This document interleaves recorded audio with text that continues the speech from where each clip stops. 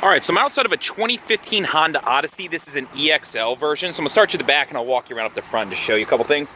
So the first thing I'll show you is you do have a pretty good depth in here. Mind you, this is a used car, so ignore some of the dirt. But as far as throwing down your back seats, you got tabs you can pull right here. So you can do this completely one-handed. A little bit easier than the Sienna at the time. You can do one-handed too, but just not quite as easy.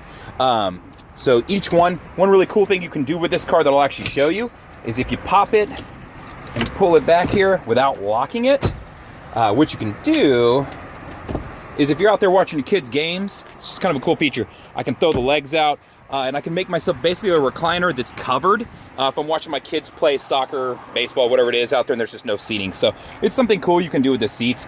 Not everybody knows about it. It's just something simple you can do that it's been around for years and it's an option. So I'm gonna pull these both away and show you the space that you're working with, and it's nice and covered.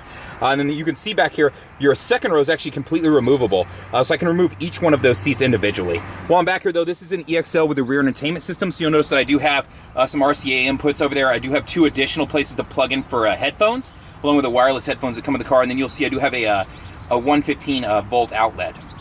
So let's move around. It's powered tailgate, so I can close that, and we'll move around to the side and I'll show you a couple things there.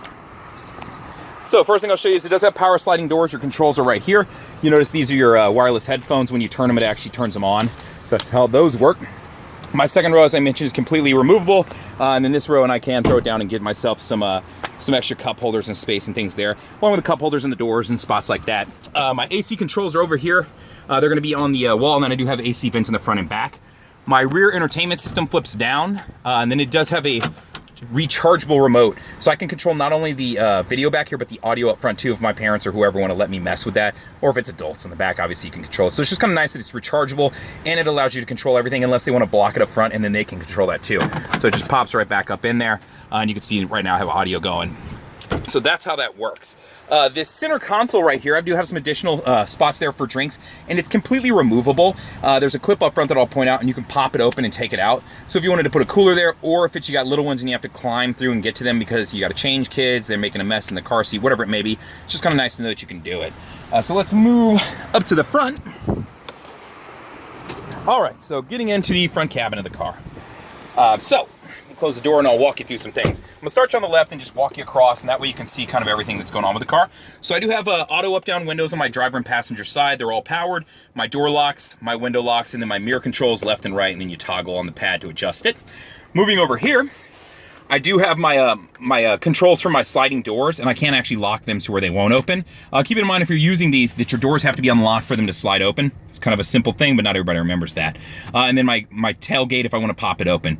Now LDW stands for Lane Departure Warning System. So if I start to veer out of my lane, it'll actually alert me and throw an audible beep to me. So that's what's going on here. So it's kind of a nice system. It helps prevent things. Vehicle Stability Assist works with your traction control. This is there to prevent you, and if you go into a skid, it will transfer power to whichever wheel has better traction to help correct that skid. So this is always on unless you press it and hold it for 3 to 4 seconds to turn it off.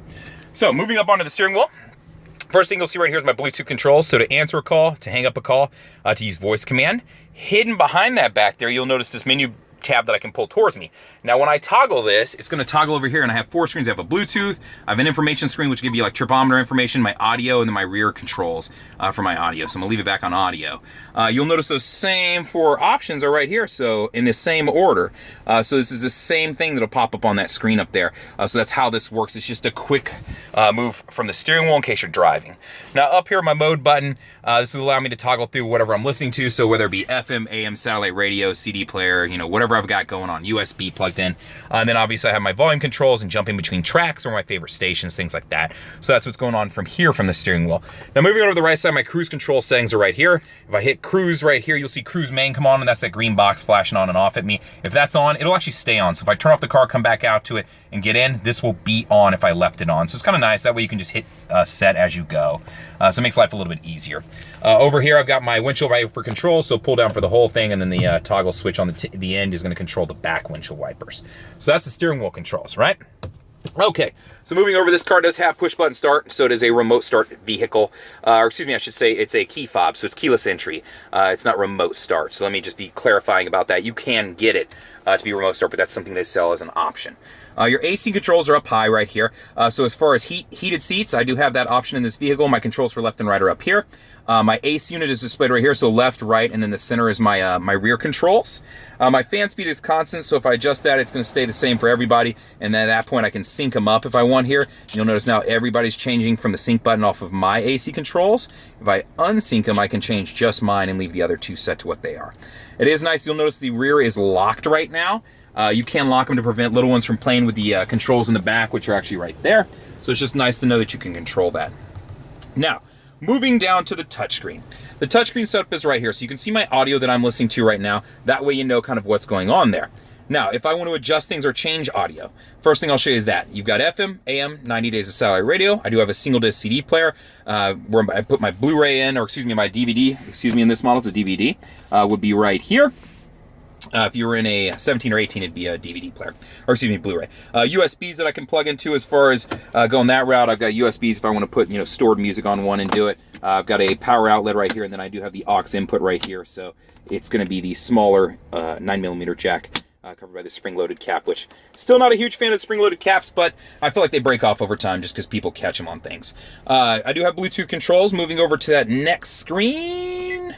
I'll get to Pandora Compatibility. AHA is a free app you can download to let you pull, books on tape, audio that's already been stored. It's just a whole lot of information that it gives you access to, podcasts, things like that. And it's 100% free. You just have to download the app and create a login. Auxiliary input, that's the 9mm jack I just showed you. And then the rear video ends in the very back of the car where it allows you to plug in like a gaming unit if you wanted to hook it up to the screen up there. So that's what's going on from there.